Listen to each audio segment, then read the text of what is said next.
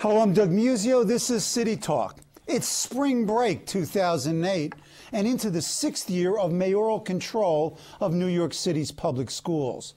Mike Bloomberg has staked his legacy on his public school reforms, and it's a tale of two systems.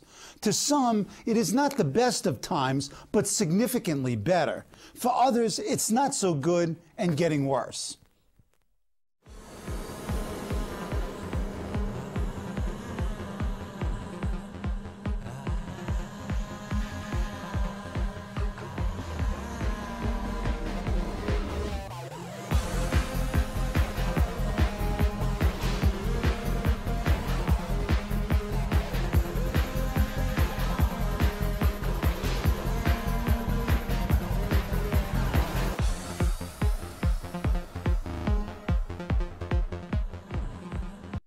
To discuss the state of New York City public education is Seymour Fliegel, a frequent guest on things educational here on City Talk.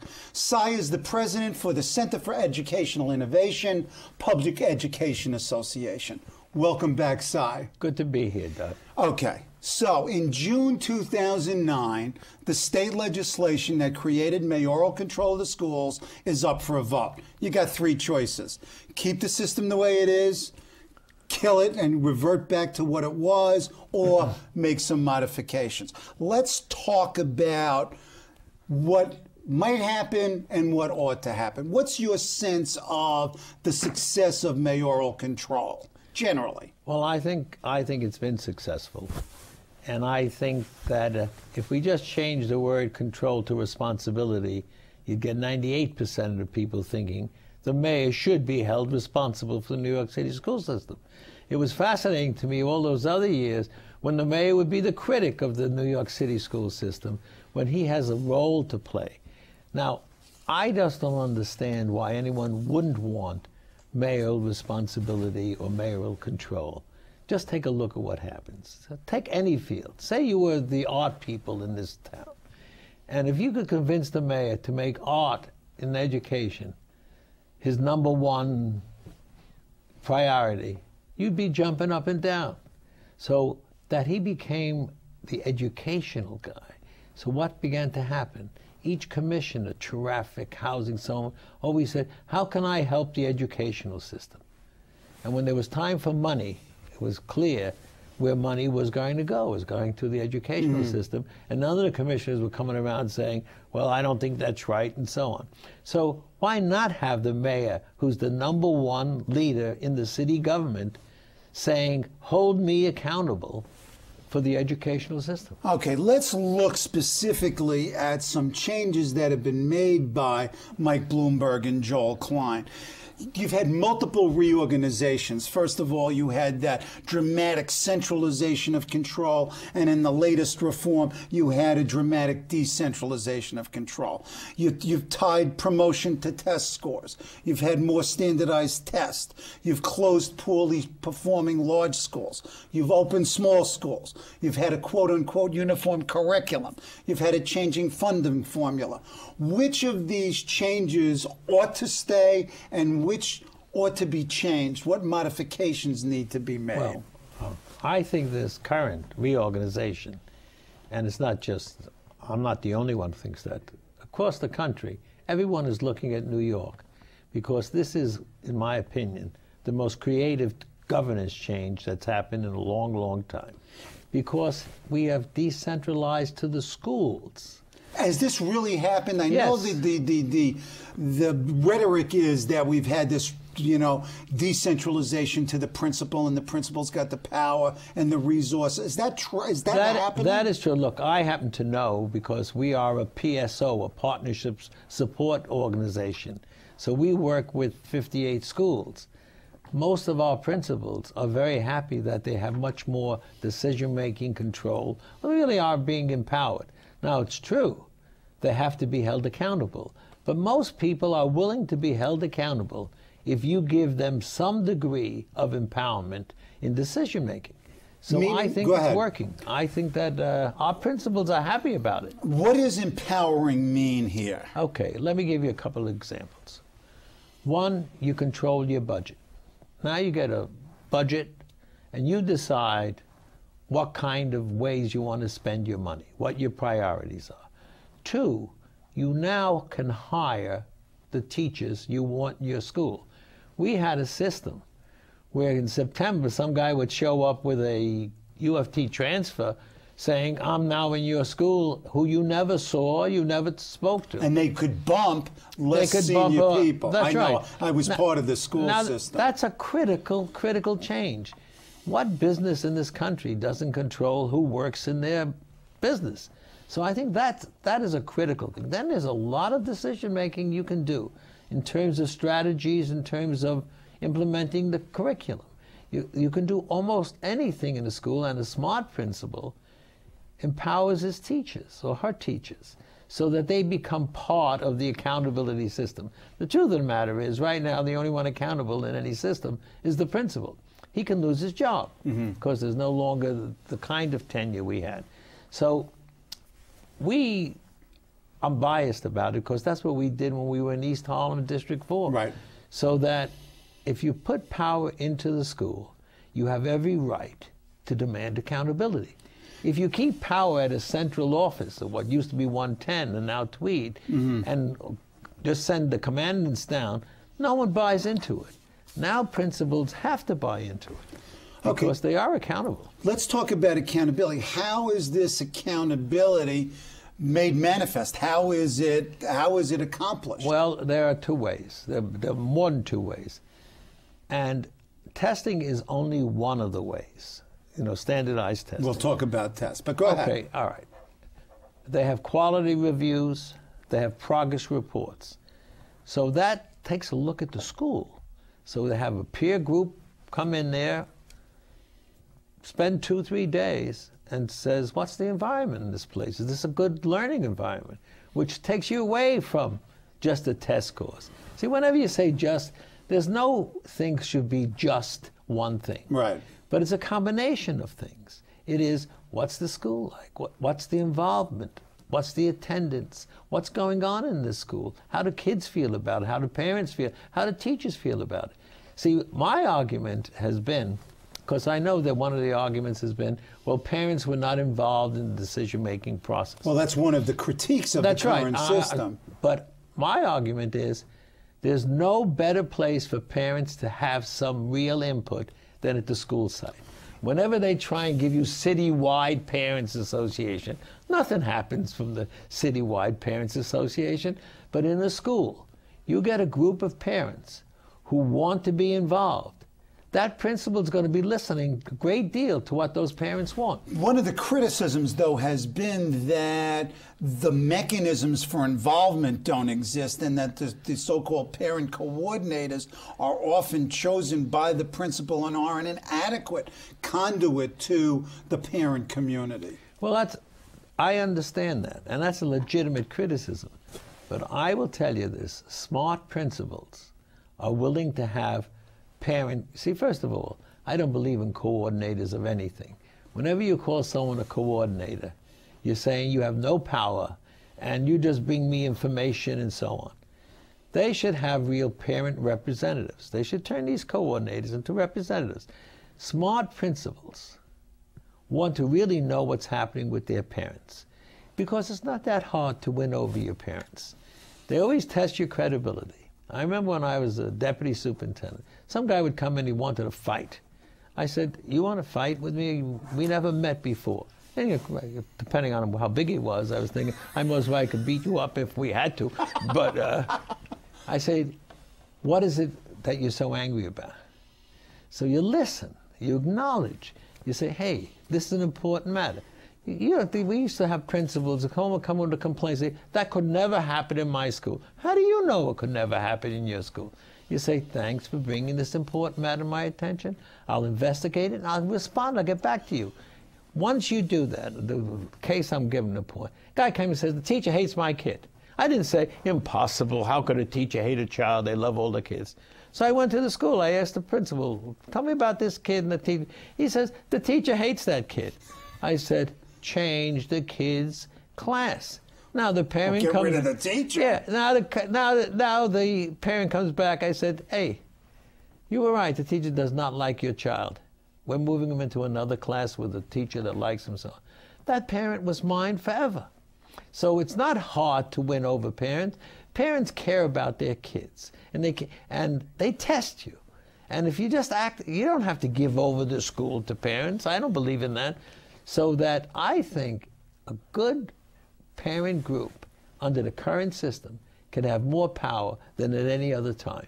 If indeed the mechanisms are created by the principals to allow this to occur. Well, now we're talking about what a good principal is and what a poor principal is. What is a good principal? I mean, you've got 1,200 or so buildings out there. Yes. So you've got 1,200 principals. You've got to believe that a certain percentage of them, a quarter, a fifth, are no good.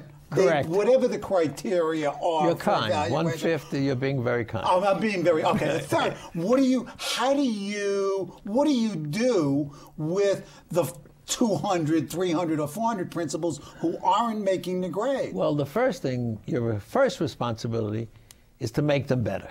That's the first thing, just like with a teacher. When I was a principal, if I had a weak teacher, my first thing wasn't, I'm going to get rid of that teacher. The first thing is you try and work with them, try and change them, bring in people who will help them. Now, that we do a lot of help with principals now, because we're a partnership support organization. We spend a lot of time working with principals. And, you know, you can learn this trade, by the way. You know, there are natural leaders. But leadership has many components that you could teach somebody. And with the weakest ones, you try. Some you should get rid of because they can't be happy themselves. A poor, you know, remember what it was when you had an unsatisfactory teacher? It had to be hell for that teacher to be in front of that class. It's true with principals who can't control their thing. So you got to help them get to a point where they can do the job that they can do. So there's no question. We're going to need a supply of principals. Right.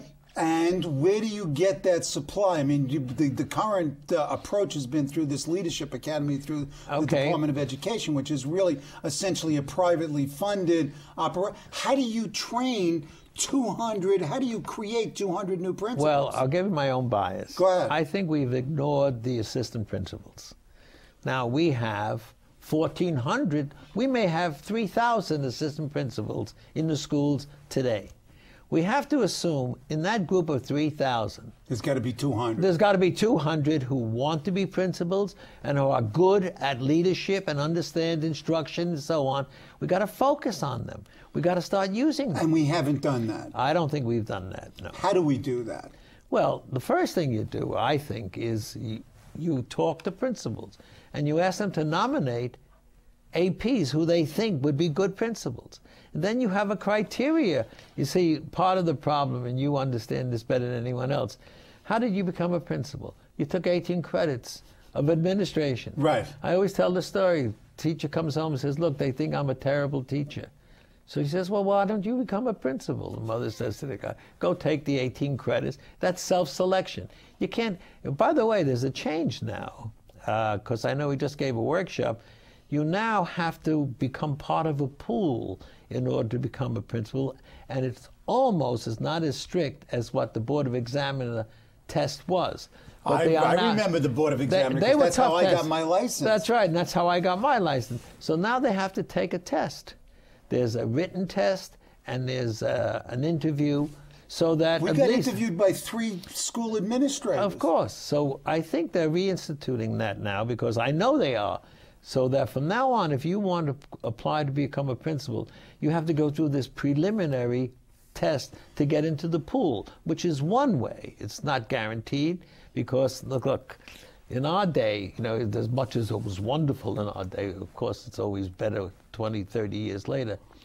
You could get these guys who were mnemonic experts. So they could pass all those tests. Right. They knew all the mnemonics. Right. But they couldn't. They had no human relation skills. Right. They had no leadership skills. But is the system preparing for this need of new principals obviously, in a with this systematic way? With this pool now, and there's an RFP that I saw on my desk just this week, asking organizations to apply to train future principals. That can work. By the way, one of the things that should really happen, and I know it happened in East Harlem District 4, when we had all these alternative schools, They all were led by teachers except for Colgan, who was an AP. But that was the training ground. They had smaller schools, and all of them went on to become principals and some superintendents and so on. It's like having a farm team. You see, we put some of these kids in from the principal's academy into large, underperforming schools. They really should be in small schools. Why did DOE do that? Just because they needed bodies to fill the seats? Where's the vacancies and so on? So you should have a farm system. So I think the farm system should be something like, there are a lot of small schools in New York City now. Under Klein, I think they added 250. That's where the future principals should be. So you should call them junior principals. There used to be a licensed junior principal many years ago. Know this. Yeah, there was a junior principal. That principal got a smaller school. It's easier to run a smaller school. But then you get trained, and then you're ready to move on to a bigger school. So you're in favor of this, if you will, this miniaturization of a lot of certainly the high school systems. Of course. I'll tell you why. Look, I noticed something. There are no large private schools. People with money know something to where to send their kids. They always send them to smaller schools. Smaller schools are better for kids because they don't get lost. What about smaller class size? Well, this whole class size argument is one of the central contentious issues in the whole public school discussion in New York. And I understand it, and I'm not going to say I'm against a smaller class size, but I know this, cost efficiency. It costs a fortune to reduce one. And all the research has always indicated you have to reach a certain low number. I think it was 18, based on the Kentucky system. And now there's research, you guys are researchers, that's saying the class size is not as important as the instruction of the teacher. Now, I happen to agree with that. The most important thing is getting a capable teacher in there. Now, do we have the means to produce this cadre of capable teachers to teach 1.2 million kids? Well, I think so. Look, you take Teach for America. What's beautiful about Teach for America? We get 12% of the Yale graduating class applies for Teach for America. Can you picture what it is? The kid comes home, Mom and Dad, I'm pleased to tell you, next year I will be teaching in the South Bronx. And they say $250,000 for Yale, and you could have gone somewhere else, right?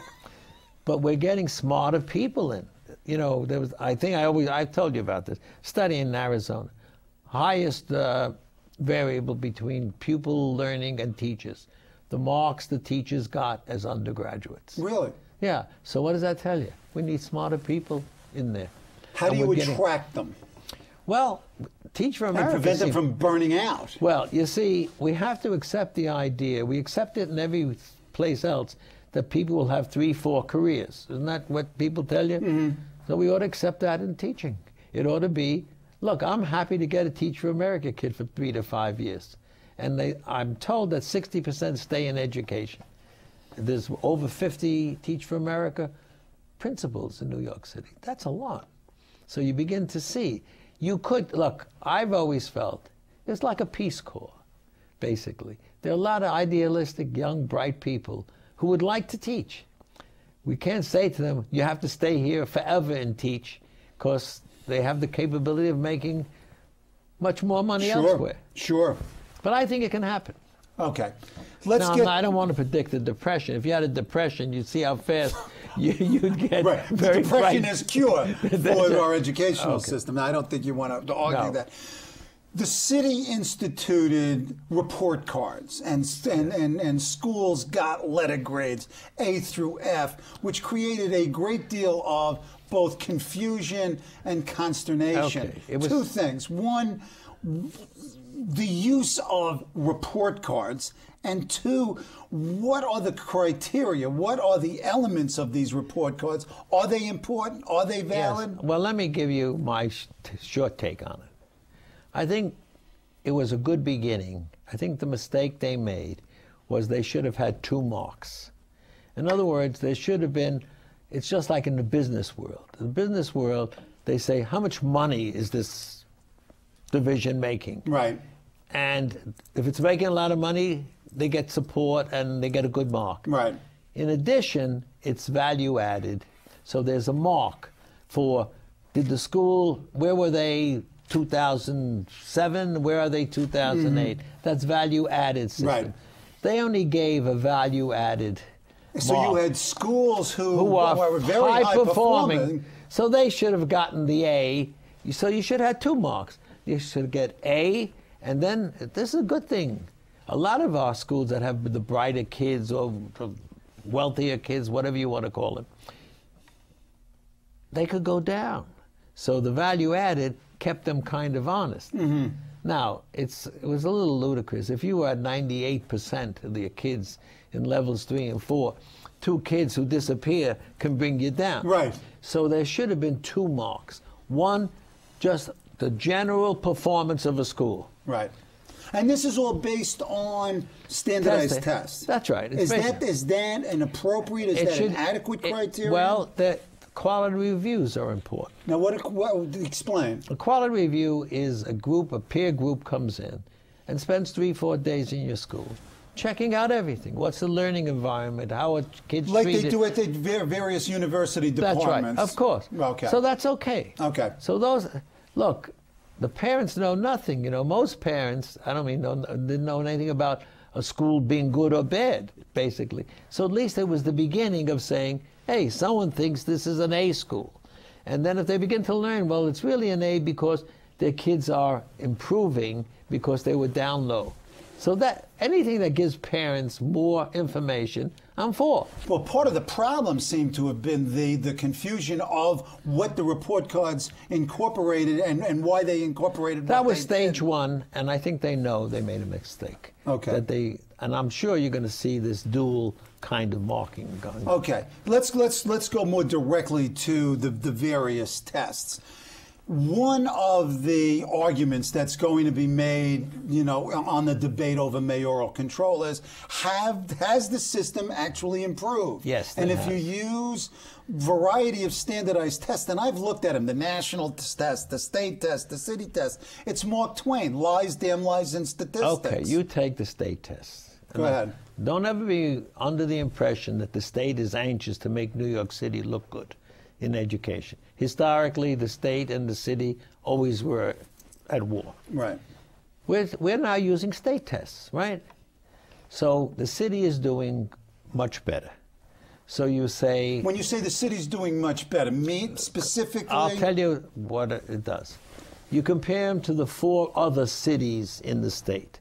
And then you compare them to the rest of the state. So let's take the critics who say the tests are easy, which nobody knows. That's not true. Well, it was an argument that they had independent evaluators looking at the test, and the easier the test, the higher the score. So let's say they're right, which I don't agree with. Okay. New York City improved, let's say, 22% over where they were. Take the year 2002, 3, 4. The 4 big city systems, Buffalo, boom, boom, boom, improved 4%. The state improved 8%. I'm just giving you numbers, but I can show them to you. So you have to begin. Somewhere you got to believe somebody. I believe the chancellor. Forget about the chancellor. I believe the state. The state has no advantage to lie about the city's performance. They have made considerable progress. Now, no one can deny that. So what you begin to get are critics saying, well, look at the NAEP test. And I challenge... Which is the National Assessment of Educational Progress. Yeah, well, you're one of the few people who know what that test is about. Please. Let me just tell you that the state... You take the 4th grade. 80,000 kids in New York City took that test. So that's the state test. 2,400 took the NAEP test, and took the NAEP test every 2 years they take that test. And I know personally, talking to test coordinators in districts, when the NAEP test comes out, they have to beg their friends, the principals, would you please give this test? And then when they give the test, the kids who are smarter than anybody always raise their hand, does this test count? And they say, no, it doesn't count. So to compare those two, So the appropriate test is the state test. Of course, because and you're saying that it's aligned to the standards and the curriculum. NAEPA is not aligned to the standards and curriculum of each state. And you're saying that on the basis of these tests that are given to the various grade levels in the elementary grades and the intermediate almost grades, every grade except grade 8. And what we've seen is an improvement. Yes, a major improvement. I could show it to you. I'll leave that thing for you. Okay. And I didn't do it. I'm just telling you. Okay. Now, so June 2009, you are now the chief advisor to the mayor on education. What do you argue? What remains the same? What changes? What reforms do you make of the reforms? I'll tell you the first thing I would tell the mayor. You got to do a better job with the legislature. That's the first thing I would tell Which he hasn't done a very good job. They haven't, because the legislature is looking to do them in. You know, they haven't okayed. It's not just in education, the baseball, the stadium, and so on. So they have to do a better job. Legislators get insulted very easily. And that's what's going to decide the mayoral responsibility or control. But what's your chief argument? What argument do you make to the legislature that you should essentially keep the system, and what changes might you suggest? Because the school system under this mayor and Joel Klein has made major progress. And they are the first to tell you that there's a long way to go. But they've made major progress in graduation rates, in test scores, in attendance. They're just kids taking the SATs, kids taking the PSATs, kids taking advanced credit at the colleges. They're doing much better. 10 seconds. Yes, sir. What changes would you advise to be made in the current system? Well, I think part of what you have to do is there's still some confusion about 32 districts. I would get the legislature to say, look, who are we kidding? There aren't 32 districts. It's just that in the law there wasn't that one. So there's somebody sitting somewhere, one of these So eliminate the 32 districts. Well, they're not there. Why say they're there if they're not there? What else? Well, that's an important thing. Two, I think what they have to do is to involve, they got to stop the battle between the union and the management, because it's counterproductive. Teachers want to teach kids, so you got to reach out to teachers. And I think they have to continue to give principals the power that they're trying to give them. That's a critical thing. Does it happen? Do we continue mayoral control? Prediction? I say yes. And even though I know I want it, even though I know the legislators are mad at them for it, I think it's going to have to happen, because the constituencies are going to begin to demand it, because the schools are doing better. Okay, thank you.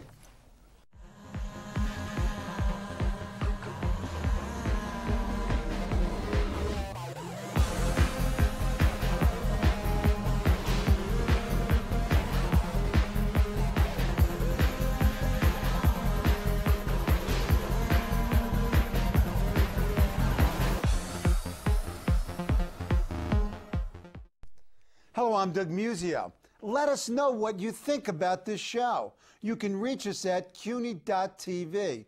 When you get there, click on the bar that says Contact Us and send your email. Whatever it is. Thanks, no thanks, obnoxious, do it. Send it.